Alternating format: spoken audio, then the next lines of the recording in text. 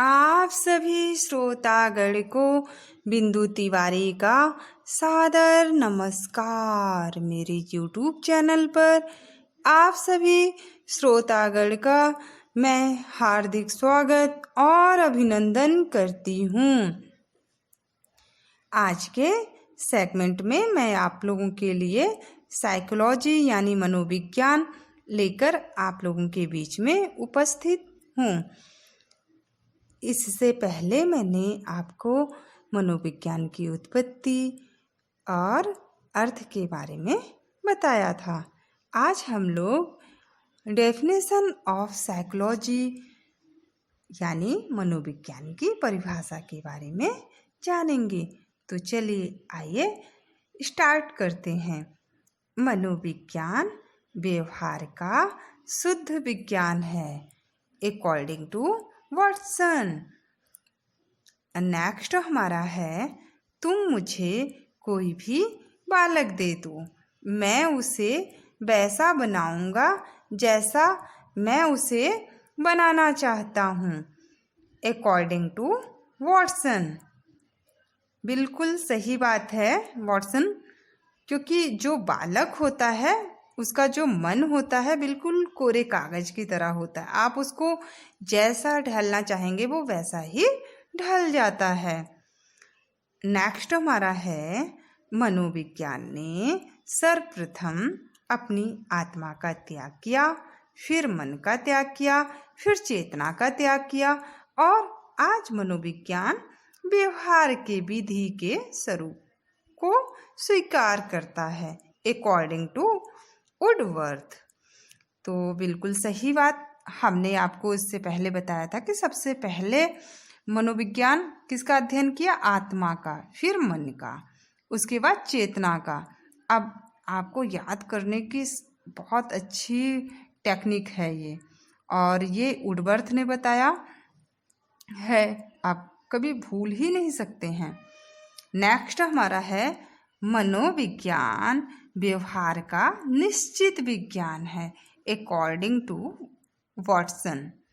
Next, मनोविज्ञान वातावरण के संबंध में व्यक्ति की क्रियाओं का अध्ययन है अकॉर्डिंग टू वुडवर्थ।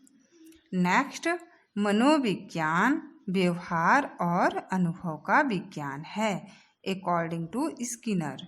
नेक्स्ट, मनोविज्ञान मानव व्यवहार और मानव संबंधों का अध्ययन है according to Crow and Crow.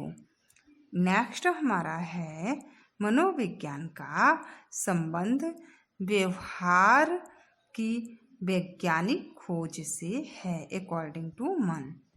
Next, मनोविज्ञान जीवित वस्तुओं के व्यवहार का विज्ञान है अकॉर्डिंग टू मैकडूगल।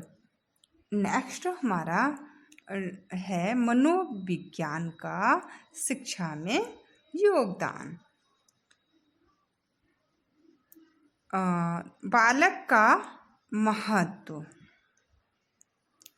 देखिए, जो एजुकेशन है वो चाइल्ड सेंटर होनी चाहिए, बिल्कुल बाल केंद्रित होना चाहिए, ना कि जो शिक्षा है बालक के लिए। तो उससे क्या होगा कि इसमें बालक की इम्पोर्टेंस होगी, महत्व होगा, और जब बालक का महत्व होगा तो वो ज़्यादा बेहतर तरीके से सीख सकेगा। नेक्स्ट पॉइंट हमारा है, बालकों की रुचि तथा मूल प्रवृत्तियों का महत्व। बिल्कुल सही बात है।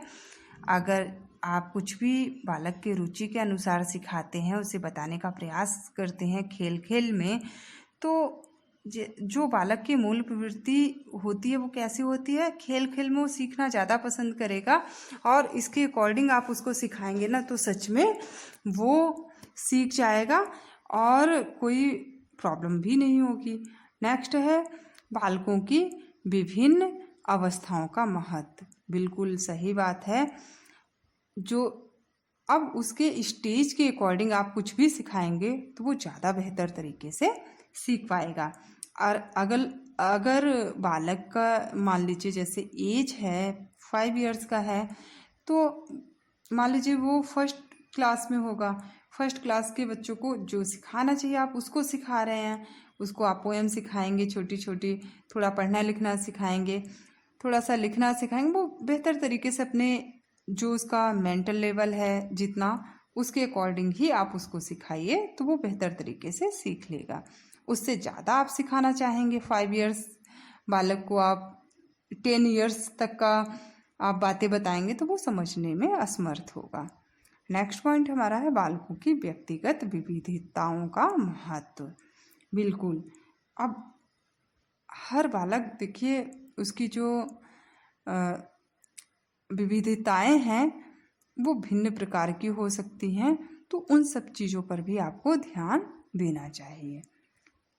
नेक्स्ट पॉइंट हमारा पाठ्यक्रम में सुधार, ये बहुत महत्वपूर्ण हमारा है पॉइंट। तो जो पाठ्यक्रम है वो जो बालक है उसी के अनुसार होना चाहिए। अगर उसमें कुछ परिवर्तन करने की ज़रूरत है तो आप उसको भी कर सकते हैं। मान लीजिए फर्स्ट क्लास में कुछ ऐसे टॉपिक हैं बच्चे को नहीं समझ में आ रहा है तो आप उसमें चेंजिंग कर सकते हैं, बदलाव कर सकते हैं। आप उसके जो जैसा उसका उस टाइम का जो मानसिक स्तर है उसके अनुसार पाठ्यक्रम का चुनाव करना चाहिए और अगर ज़रूरत पड़ने पे आप उसमें सुधार भी कर सकते हैं। नेक्स्ट पॉइंट हमारा है शिक्षण विधियों में सुधार। बिल्कुल, आपकी जो टीचिंग मेथड है आप उसमें भी इम्प्रूव कर सकते हैं। मान लीजिए बच्चे को आप केवल बोल बोल कर पढ़ा रहे हैं, हो सकता है उसको ना समझ में आ रहा हो तो आप ब्लैक बोर्ड पर लिख के भी बता सकते हैं, उसको किसी मॉडल के तरीके के थ्रू भी समझा सकते हैं। तो आप कितना एक टीचर की अहम भूमिका होती है, उसको कितना क्रिएटिव बनाएं और कितने क्रिएटिव तरीके से बच्चे के सामने प्रेजेंट आप कर रहे हैं। मान लीजिए पोएम है तो पोएम आप पढ़कर भी बता सकते हैं, कुछ आप लिखकर भी समझा सकते हैं, आप उसको खेल खेल में भी बोलकर सिखा सकते हैं, आप उसको गाकर भी सुना सकते हैं।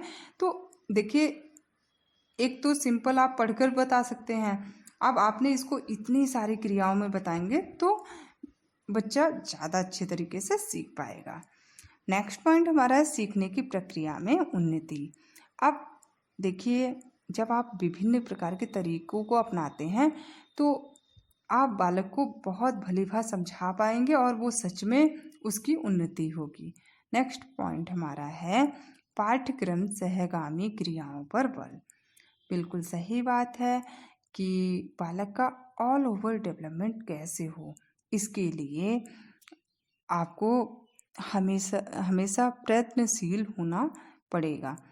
तो एजुकेशन के साथ साथ और भी एक्टिविटी बालक को सिखानी चाहिए, जैसे खेल कूद है, आप आर्ट है, बहुत सारी चीज़ें हैं, क्रिएटिव वर्क आप बच्चों को सिखा सकते हैं। तो इन सारी चीज़ों पे भी ध्यान देना चाहिए।